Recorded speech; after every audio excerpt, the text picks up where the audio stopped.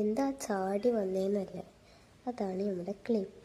അപ്പോൾ ഇങ്ങനെ സിമ്പിളായിട്ട് നമുക്ക് ഈ ക്ലിപ്പ് വീട്ടിൽ ഉണ്ടാക്കിയെടുക്കാം കേട്ടോ. അതിനായിട്ട് ഒരു ട്രാൻസ്പെറൻറ്റ് ഷീറ്റും ഒരു A4 ചെറിയ കഷ്ണം എടുത്തിട്ട് രണ്ടും കൂടി ഒട്ടിക്കുക. അപ്പോൾ എല്ലാവരും ഈ നേരം കൊണ്ട് ലൈക്ക് ചെയ്യാനും സബ്സ്ക്രൈബ് ചെയ്യാനും മറക്കല്ല കേട്ടോ. അടുത്തത് എന്താണ് ഉണ്ടാക്കേണ്ടതെന്നും കൂടി കമൻറ്റ് ചെയ്യുക.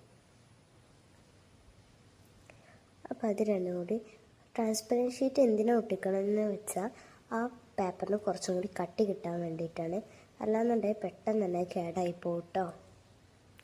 എന്നിട്ട് കറക്റ്റായിട്ട് നമുക്ക് കട്ട് ചെയ്തെടുത്തതിന് ശേഷം നമുക്ക് അതിൻ്റെ പകുതി മതി, ബാക്കി പകുതി നമുക്ക് ഒഴിവാക്കണ്ട. രണ്ടെണ്ണം ഉണ്ടാക്കണമെന്നുണ്ടെങ്കിൽ അങ്ങനെ അതും കൂടി എടുക്കാം. അതിൻ്റെ ലെങ്ത്ത് കുറച്ചെടുത്തിട്ടുണ്ട്. എന്നിട്ട് അത് 5 പീസാക്കിയാണ് കട്ട് ചെയ്യുക. മോൾ ഭാഗത്ത് ഇത്തിരി സ്പേസ് വിടണം, മൊത്തത്തിൽ കട്ട് ചെയ്തെടുക്കാൻ പാടില്ല. ഞാൻ പറയുമ്പോൾ എത്രത്തോളം മനസ്സിലാവുണ്ടെന്ന് അറിയില്ല, പക്ഷെ വീഡിയോ കാണുമ്പോൾ മനസ്സിലാവും. എന്നിട്ട് അതിൻ്റെ 2 സൈഡ് ഇങ്ങനെ കട്ട് ചെയ്തെടുക്കാം കേട്ടോ. അതിൻ്റെ ഇടയിലുള്ള 2 ഞാൻ കട്ട് ചെയ്ത് വെച്ച ആ പേപ്പേഴ്സ് ഒന്നിങ്ങനെ കട്ട് ചെയ്തെടുക്കാം. അതിൻ്റെ നടുവിൽ ആ പേപ്പറിൻ്റെ പീസ് നമുക്ക് കുറച്ച് ഷാർപ്പായിട്ട് കട്ട് ചെയ്ത് വെക്കാം.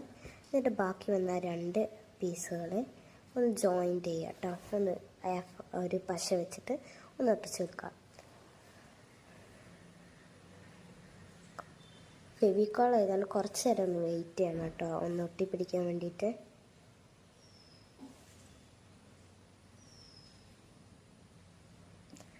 അതിൻ്റെ എല്ലാ സൈഡും ഒന്ന് ക്ലിപ്പിൻ്റെ അതേ ഒന്ന് തോന്നാൻ വേണ്ടിയിട്ട് എല്ലാ സൈഡും ജസ്റ്റ് ഒന്നും കൂടി ഷേപ്പാക്കി കട്ട് ചെയ്തെടുക്കുക.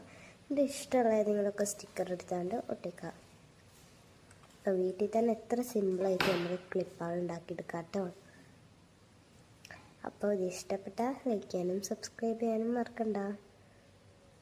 ബൈ.